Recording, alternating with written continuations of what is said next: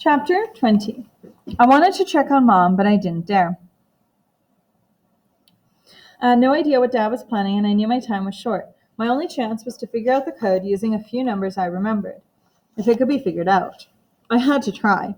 Getting out was the only true way to help my mother. Lexi and Therese were with the little kids. Once Lucas and I were inside, I dragged a dresser in front of the door. Lexi walked over to me and whispered, "What's going on?"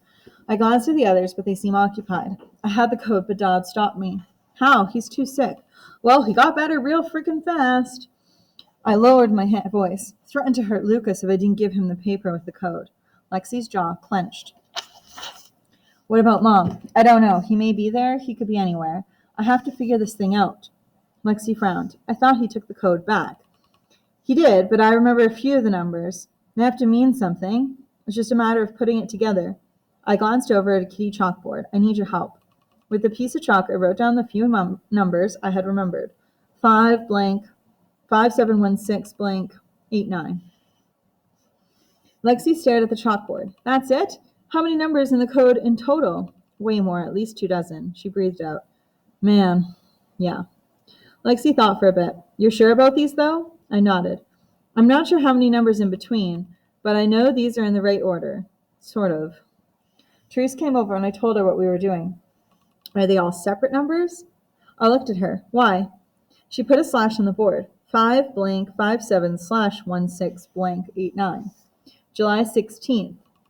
That's your birthday. My mouth dropped open. She shrugged. "Maybe it's all our birthdays?" She'll put some numbers on the board. 11/17. That's Lexi.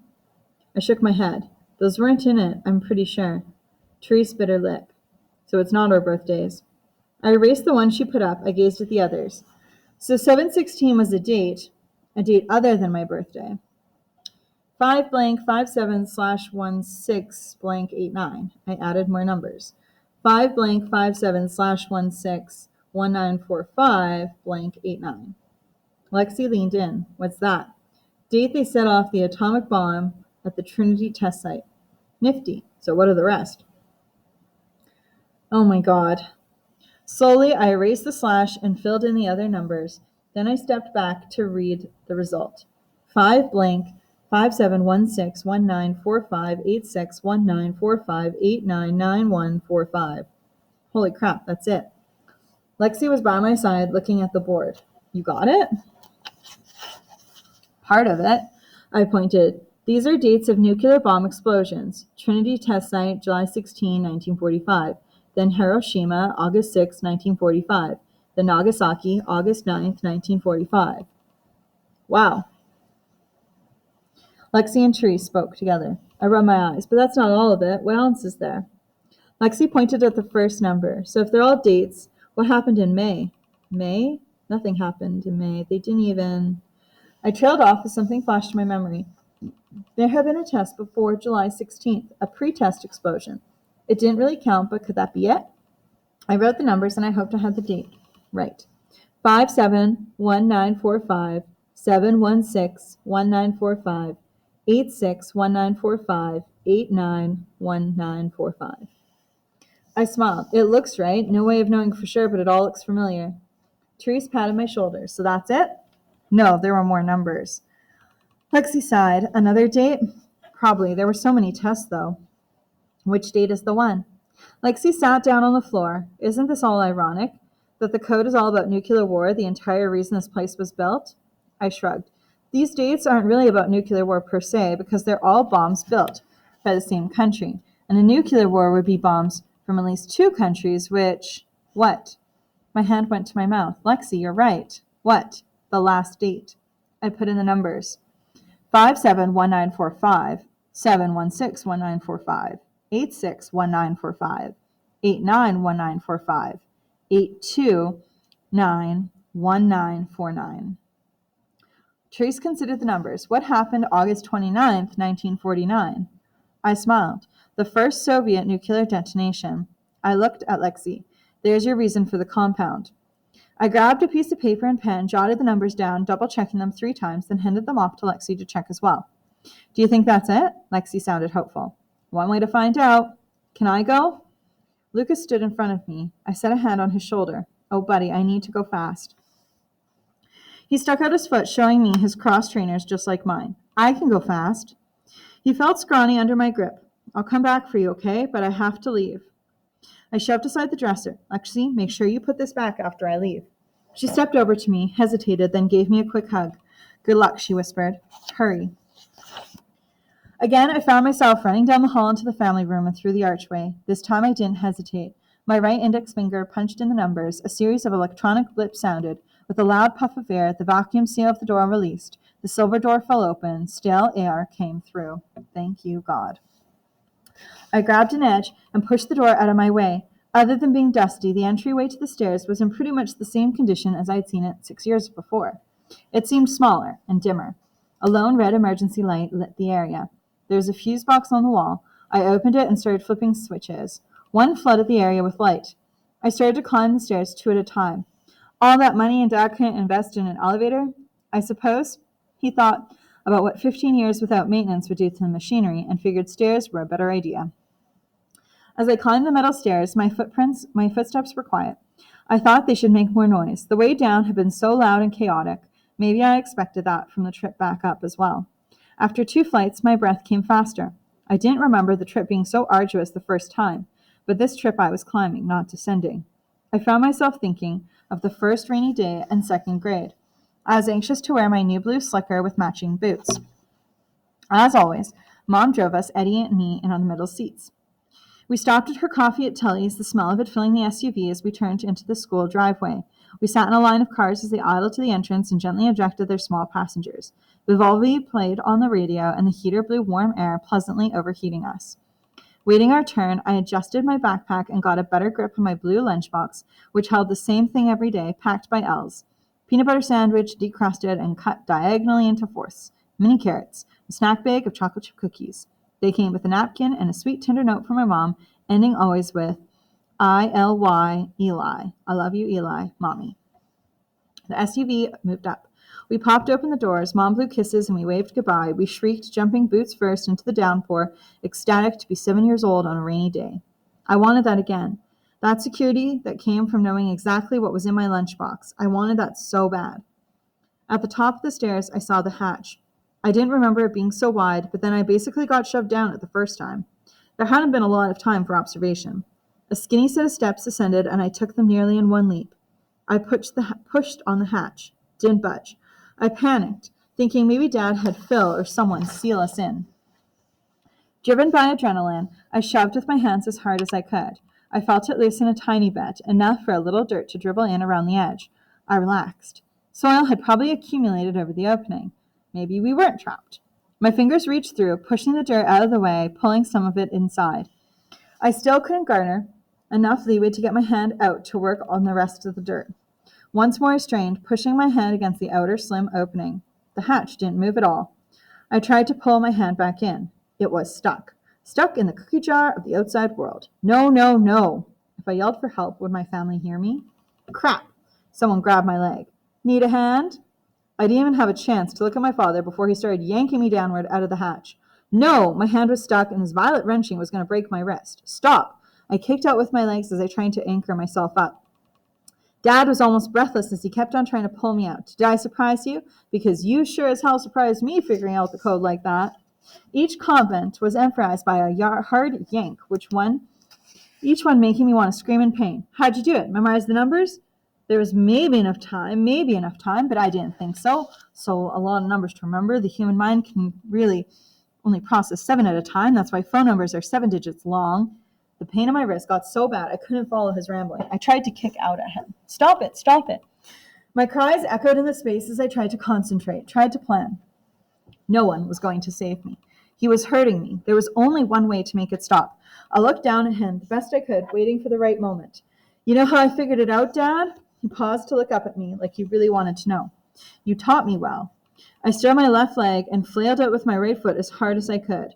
I felt it connect with his face, so I did it again, finding even more strength. He fell away, lost his balance, and tumbled down the first flight of stairs. With his muttering over, it was quiet except for my panting. I wiped the sweat out of my eyes with my good hand. At the landing, I couldn't see him, only one of his fingers. It wasn't moving. I was terrified it'd start up again. I was terrified it wouldn't. I regained my footing so I could shove my hand back up, try to stop the pressure from the hatch. How long would I have to stay like that? I hung my head and tried to regroup my strength and sanity. Eli? My head swung towards the voice. Lucas stood there in his little blue outfit. He was breathing hard and looking up at me. What happened to him? He tried to stop me from going out. He hurt me. Lucas frowned. That was mean. Yes, it was. He climbed the stairs and stood beside me. You shouldn't have put your hand in there. I know. I tried to be patient and keep my tone level. It was stupid, but I need you to help, okay? He nodded. It wasn't enough time to send him all the way back down to get Lexi or Therese, not with Dad lying there. I had an idea. Do you think you can climb on my back? He looked me up and down. I think so. Although I was tethered to the hatch by my arm, I was able to bend one of my knees so he could get a foothold to clamber up onto my shoulders. That way. Now go on up to my neck. He seemed hesitant. Eli, you can lean right on that wall with one hand. He was in place, his legs twisted around my shoulders. He hardly weighed anything. Good job. Okay, here's what you need to do. Try and reach through the opening where my hand is. See if you can push some of that away. Pull it in if you have to. My face was tilted up to check his progress. I was rewarded with a clump of dirt right in my open mouth. I spit it out. You're doing great. A few more minutes and he had freed my hand. I rubbed the raw wrist. Nothing broken, but it still hurt like hell. I would have to deal with the pain later. Both of my hands went to hold his legs. I urged him to keep moving dirt. Finally, he moved enough for me to get my hands through the opening. I set him down so I could work. But I got to a point where I couldn't reach any more dirt. The hatch was nowhere near open, at least not enough open for me. I looked at him. Lucas, do you think you can squeeze through there? I think so. You might get a little more dirt on you. His eyes widened. Real dirt? Like where the worms in my book live? I laughed. He hadn't even seen real dirt. Didn't realize that's what he's been shoving aside for the last half hour. This is real dirt. I picked up some from the floor, sifting it through my fingers. He grinned. I lifted him up onto my shoulders. Here I go. He squeezed through the opening. I felt funny watching his little legs kick, then disappear from my view. Maybe I was feeling protective. Okay, Lucas. Now, can you kick all the dirt off the hatch? Silence. Lucas? His muffled voice, was loaded with wonder. Are these real stars? My hands clutched the edge of the hatch harder. I leaned my head on the wall. It was nighttime. My voice quivered. Yeah, buddy, those are the real thing. Kicking sound started. Shoving even harder, I needed to see the night for myself. I felt the hatch give way, creaking upward until it flopped over, lying flat. My head emerged in the summery air, fresh and heavenly. I breathed deep. The breeze blew cool against my face. Lucas stood there looking up, his mouth wide open. I stepped all the way out. My eyes shifted upward, seeing what he saw. The night sky seemed like it was there just for us. I'd forgotten how beautiful stars were, and the moon. It wasn't much more than a sliver. I knelt beside Lucas and pointed it out. He was seeing it all for the first time. It was the first time for me as well. I stood and took a few steps as I smiled up at the sky. There were so many things I'd taken for granted, so many things I hadn't appreciated, so many things I'd missed. Too many even to comprehend. There's so much more for you to see. I can't wait to show you. The light from the hatch went out. I turned around. Lucas? The moon wasn't bright enough to light the night for me. Lucas? I reached out and took a step towards where he had last been. My foot brushed the edge of the hatch. I knelt down to touch it. The hatch was closed, and I was on the outside. Chapter 21. No! On my knees, I pounded the metal with both fists. Open it! You can't do this! I yelled and pounded until I was hoarse and could take no more of the pain shooting up my arm. I sat on the hatch, cradling my wrist. The night was quiet, too quiet. Shouldn't there be search helicopters all over this place if Eddie and Graham... If, that was the word. What if? What if Eddie and Graham were really gone? What if I'd been IMing Dad all the time? What if this was just some twisted game, some way to get me out of the hatch, except he took the code back and truly didn't expect me to decipher it again, so that there was no chance of me going outside. Then I gasped and really looked around. Except for the night sky, which would still be there anyway.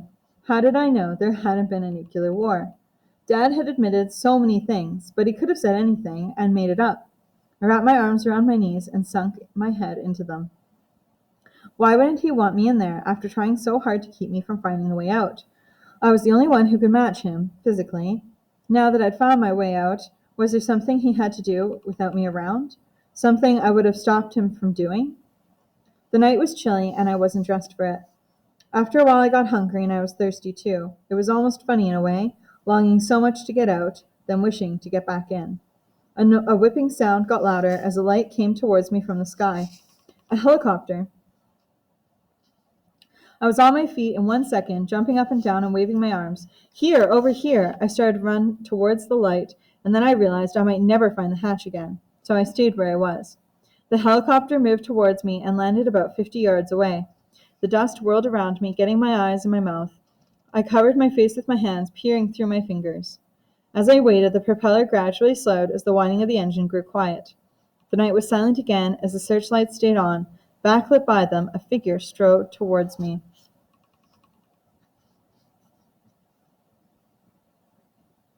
Hey, over here! I waved my arms again, even though it was obvious the person saw me. A flashlight shone in my face as I started spilling everything. I'm Eli Yannikakis. My family is down in the hatch, and Man, you got pretty big down there. The voice was familiar. I tried to shield my eyes from the flashlight. Finally, he turned the light on himself. Hair a bit grayer. Phil, Dad's accountant, and evidently erstwhile helicopter pilot. My hand dropped to my side. What the hell are you doing here? He shrugged. Safety net. You know, your dad was panicked when he called me. He really didn't expect you to figure out that code. I took a step back.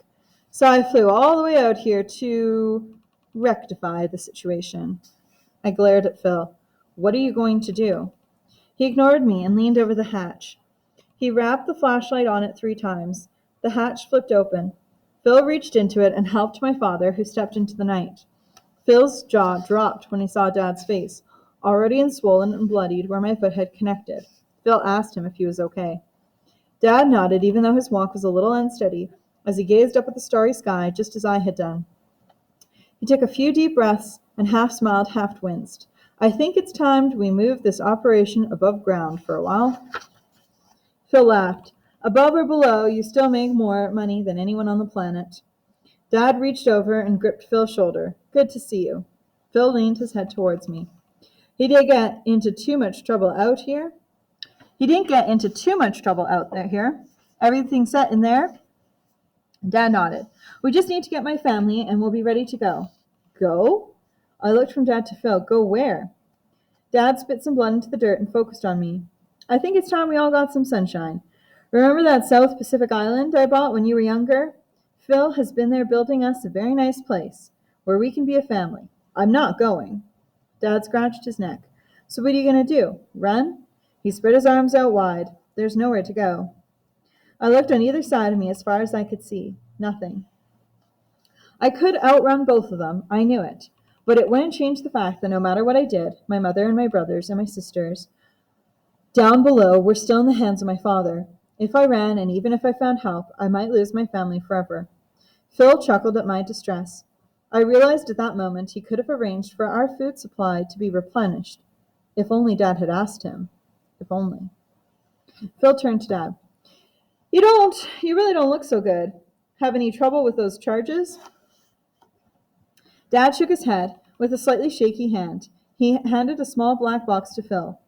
What charges? I looked from Dad to Phil. What did you do? Phil held up the box. Once we're airborne, I simply flip the switch. There's enough explosive down there to turn this place to dust. And then you're off to a new compound in the South Seas. My hands curled into fists. I'm not trading this prison for a new one. Phil started to climb down the hatch. You really don't have a choice. He concentrated on the stairs, so much so that he didn't see me coming, and I hit him broadside, knocking him down the first set.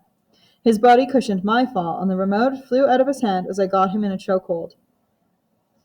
His body stiffened as a loud, pulsing beep sounded from the compound. I let him go as my hands went over my ears. Phil screamed several choice words, then poked a finger in my chest. Stupid kid! Stupid kid, you set it off. He scrambled to his feet and climbed back out of the hatch to where Dad was leaning over, looking down at us. Dad shouted over the blaring of the alarm. How much time do we have? Phil held out his hands. The warning only sounds in the last 10 minutes. He grabbed Dad by the arm. Let's get out of here, Rex. No, Dad yelled. I have to get them out. Phil held up a hand. I'm starting the chopper, and I leave in 9 minutes with or without. Dad clutched Phil's collar, the veins in his arms bulging with the strength of the grip. His voice was a roar even over the alarm. You'll leave when I say so. And then I turned and ran as fast as I could, throwing myself down the stairs, trying to jump down whole flights as the warning signal blared raucously all around me. I had no idea how long I truly had. I hoped Dad would help, but I couldn't wait for him. My first stop was the yellow room. I slammed into the door with my shoulder. The dresser was still in place, but I could only reach through with my arm. It's me. Open the door. The little ones were crying as Therese and Lexi tried to reassure them. Lexi stood up. What's the sound? Help me move this. I could barely breathe enough to speak.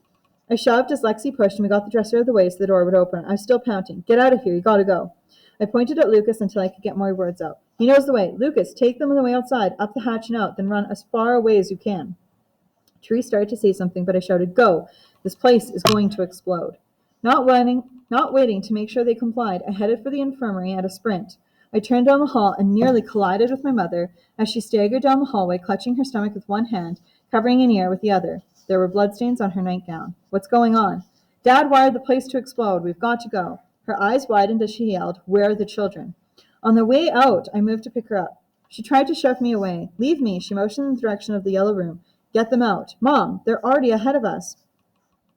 With my one arm around her and the other under her legs, I lifted her just as Dad rounded the corner. He stopped trying to catch his breath, put one hand on the wall, and looked at my mother. Rex? Mom reached out to him. What have you done? He didn't answer, but stood up straight and started to push by me. Dad, I need your help to get everyone out. Hesitating, he looked one more time at my mom. I need to get my research. And he continued down the hall. I paused. Mom yelled in my ear, Go. There was no time to waste as we headed for the exit. I felt stupid for thinking he would actually help. Mom tried to put her arms around my neck as I jolted her along. I had no strength left as I started up the stairs, jogging them as fast as possible, praying the others were already out. My pace was not one I could sustain for much longer, and I had to stop several times on the way up to catch my breath. Mom's arms tightened around my neck each time I stopped, and I understood it meant we needed to hurry. At the hatch, I had to stop and gather my strength for the last push up and out. The warning signal got faster then, and I shoved Mom out, followed her, then picked her up again and began to run in the night, away from the helicopter. If Phil wanted us, he'd have to work for it. My lungs felt as if they would burst, and my arms and legs were burning as I just kept running. For all I knew, it wouldn't be enough. I might be running right over the compound. Then a series of quakes ruptured under my feet, a huge one rippling the ground beneath me, pitching us forward. Several other blasts in succession sent trembles under me, and the ground was still. My mother lay a few feet from me. I crawled to her. Mom? She moaned. At least she was alive. I heard the whirring of the helicopter as it lifted off. It was nearly 300 yards away and quickly disappeared from view. Was Dad on it? I was quite certain Phil didn't have the nerve to leave without him. Silence. Lexi! I yelled, but I got no answer. I began to scream. Lexi! Therese! I screamed their names in every direction before stopping and putting my head in my hands. Oh my God, what did I do? I should have made sure. I started to sob. And then I realized maybe they were on the helicopter with Dad and Phil. Would that be the worst thing? I turned around the way I'd come, where the acrid smell drifted towards me. My brother and sisters on the helicopter, safe, would not be the worst thing. Mom was silent, but I felt her throat and found a strong pulse. I rolled her on her side so she could breathe easier. My sigh was loud in the night, and as my lungs filled with fresh air, I wanted to just keep breathing in more and more. She moaned a bit, but didn't wake up. Would it be just the two of us from now on? Or was it just a matter of time before more helicopters showed up to take us away? I lay down on my back beside her on the dusty ground and stared up at the sky. A satellite went slowly across. That had to be a good sign, if the satellites were still there. And as I listened to the nothing of the night, a faint scream bit into the silence. I sat up. The scream got louder. I jumped to my feet. And then it became a shout. Eli! At the dark to my left, becoming more visible as they neared, was the rest of my family. Lexi carried the two little ones, and Therese held Lucas.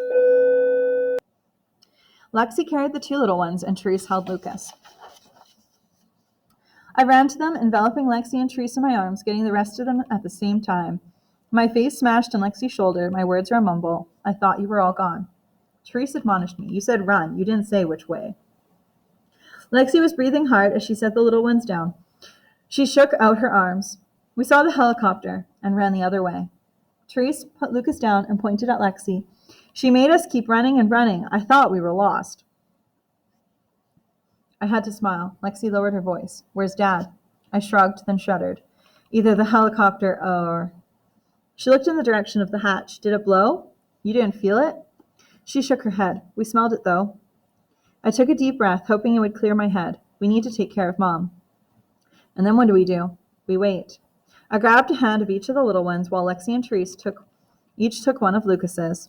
When we reached Mom, I plopped down beside her and spread out my legs, trapping Quinn between them. He leaned back into me and pointed skyward. Pretty. I looked up at the stars. Yeah, they are pretty. Within moments, the sky grew lighter in the east, and I could see everyone more clearly. Mom still seemed to be resting okay. Her hair had drifted around her face, and she looked peaceful. Lucas found a stick and drew in the dirt, humming as he worked. Kara took handfuls of dirt and screeched as she threw them up into the breeze. Therese held her arms out to her sides and spun until she got so dizzy and she fell, giggling, to the ground. Lexi undid her braids, spread her hair out on her shoulders, and stood, eyes closed, as the wind softly blew her long hair out behind her. I saw a couple of lights in the still dark sky to the west. As they neared, I started to hear them. On my feet, I said, helicopters. Lexi came to my side. Therese stood on my other side and leaned into me, linking her arm in mine. She was shaking. Are they good or bad? I put an arm around her. We'll have to wait and see. The choppers landed about 100 yards away. The dust rose in swirls around them. One was very big, and nearly a dozen people got out. Several wore flak jackets and carried weapons. I nudged Lexi. Get the little ones. They were just a few feet away, and she quickly hustled them over to where we stood. Other men got out of the helicopter and started our way. I took a few steps in front of my family, spread my arms out to my sides. Stay behind me. Through the haze of dust, we saw someone leap out of the helicopter. Someone not in uniform. There were shouts, and one of the uniformed men grabbed him immediately, trying to restrain him. But his arms and legs thrashed, and he broke free, running in our directions, the others giving chase. But they couldn't catch him. He'd reach us before they did, and I had no way of knowing his intentions. My stance became wider, firmer. But as he got closer, I saw he was me, with longer hair. My arms waved where I held them, but he couldn't be me, because he was screaming my name, long and drawn out, almost mournful. He sprinted closer, arms pumping, legs nearly a blur, and I began to tremble. When he got within 20 yards, he started to slow until he was jogging, and then he was walking. He was there in front of me and halted only a step away. From behind me, in reverent tones, Therese and Lexi spoke his name. My shaking arms dropped of their own accord. I stepped forward to close the gap between us and found myself wrapped in a tight embrace, an embrace that smelled blessedly familiar of jerky, smoky, and greasy. Eddie. My breaths became sobs that matched his, shudder for shudder. We were saved. Epilogue. The first rays of morning sun creep towards me as I straddle my surfboard in the warm Hawaiian waves. Except for the waterproof brace on my wrist, I assume I'm indistinguishable from any of the other early morning surfers bobbing near me. For all intents and purposes, I could be one of the locals, deeply tanned and taking advantage of the superb dawn wave action. Nothing on the outside gives any indication of where I've been and what I've seen. The rescue is becoming a blur. I'd been operating on adrenaline, and reuniting with Eddie had shut everything down, made me a basket case. But I do remember quite clearly parts of that night. The FBI and National Guardsmen threw those shiny silver blankets over each one of us and hustled us onto the helicopters. They wanted to take Mom straight to the hospital in the medevac chopper, but she refused to be separated from us. And we made our intentions just as clear, not to be apart from her. So they flew us to our cabin, where they had set up a base of operations after Graham had called them about the IM conversation. Phil's helicopter had led them right to us. On the ride, Mom clung to Eddie and cried, before releasing him long enough for him to meet his new siblings. He was surprised, but didn't stop grinning for a second. When we reached the cabin, the place was swarming with people in uniform. We stepped off the helicopter, and I heard a bark. Coco. I leaned down, my arms embracing her as she leaped into me. Coco's cold nose went straight into my neck. Hey, girl. In my ear were those little pig-like grunts she'd always made. Her tongue was warm and wet on my face, licking at the tears that were rolling freely again. I laughed, trying to push her down, even as I petted her. She was a little gray around the muzzle, but still smelled like cedar chips and dog shampoo. Then Graham was there. I had to wait my turn. As she came to me sobbing and moaning, my mouth crumpled and I wept yet again. We all did. Graham encircled me with her ample arms and smothered me with kisses that left me reeking of white shoulders and Bengay. Nothing ever smelled so good to me. Elle stood behind her, tinier than I remembered. I towered over her by more than a foot. Naturally, her expression was one of disapproval, but I was even relieved to see her. With tears still running down my face, my arms went around her, picking her up off the ground. She smacked me on the head with her purse. You brat. I set her down, not before I noticed she had tears in her eyes. With one small, wrinkled hand, she reached up to pat my face. The house was too quiet. I haven't had a headache for 6 years. I laughed and told her not to get used to it. After our initial family reunion, a few members of the FBI pulled me aside for questioning. Of course, everyone thought Dad had been killed in an RV fire with the rest of us 6 years ago. Although the rest of us showing up alive shot some major holes in that story, and we had proof he'd been alive in the compound, 4 more siblings. But we had no proof that he wasn't dead now, because we actually didn't know ourselves. Medical personnel flew Mom to the hospital in Spokane, where she had our little brother, Finnegan. We were all reunited a couple days later at our house in Seattle. We flew on a private jet, and on the drive from the airport, I stared out the limo's privacy glass at the world I hadn't seen in so long. I hadn't expected people to be flying in spaceships, but I was a little disappointed. Other than different makes and colors of cars and new buildings everywhere, the changes were subtle. I didn't feel as alien as I'd expected. The world had gone on without us, but we hadn't been left behind. The first week home was a nightmarish one, being surrounded 24/7 by news vans topped with satellite dishes and reporters doing the evening news. We kept the curtains shut and watched television, careful to stay away from any news channels, which seemed to be like every other channel. So we watched reality television, like the people on islands who had to survive on nothing and then got voted off. Funny, none of us really liked that one. Too big a dose of reality. Phil did a few interviews speaking officially for the company. He stated how emphatically joyful he was that we were all alive and how sad that Rex Yanakakis, brilliant founder of YK Industries, had not been found with us. Lying dirtbag. He also took the opportunity to reiterate the intricacies of my father's will, read 6 years before upon his death, which left control of the company to Phil until Eddie, the sole heir, turned 25. I assumed that the rest of us turning up alive would put a few kinks in Phil's plan, but that would remain to be seen. Of course, the media involved weren't all legitimate press. The tabloids had a field day with all the available facts. One story had us abducted by aliens who kept us for 6 years, then let us all go except my dad. Some papers even took the angle that the rest of us had gone to live there without him, and he'd been searching for us in the RV when he was killed. Crazy what those rags came up with. And those were the only ones Elle snuck into the house. Mom saw them, and despite still recovering from the ordeal, decided it was necessary to hold a press conference. Dressed in a dark suit with her hair up, she looked beautiful, serene, strong, as she stood right out in the driveway and made a statement. Basically, she told them to believe what they wanted, but she and her children had lives to lead. She conceded that she would allow Phil to run the company for now, but anticipated that she and her 2 oldest sons would soon be major players in the world of YK Industries, and then stated the family would be taking an extended vacation and alluded to us leaving for the Colorado house in a few days, where she graciously but firmly stated she hoped the press would leave us alone. And one of the private YK Industry jets did leave for Colorado that evening, but none of us were on it. We were on a chartered jet bound for the Big Island in Graham's house. Luckily, through all the chaos, no pictures of us ever emerged, so people weren't recognizing us on the street. We'd all changed too much. Graham had kept Eddie sheltered all those years, so his face and mine managed to be relatively anonymous as well. Every passing day in the sunshine and salt water slightly dulls the fear. I don't know if there's enough blue sky or waves in the world to push me towards anything resembling forgiveness, let alone a feeling of security. But we plan to stay as long as the respite lasts. I suppose something will intrude eventually. Perhaps Phil, the company, the world, or perhaps my father. A set of waves comes, and I ride the third nearly all the way before it bucks me, spilling me off my board and into the water. My head bursts above the water, and I gasp in air. I grab my board, climb on, and paddle back out to try again. Eddie and I spent a lot of time these days playing with the little kids on the beach, watching Coco chase Lucas and Car in and out of the waves as Quinn sits in the sand, throwing handfuls into the air and screeching.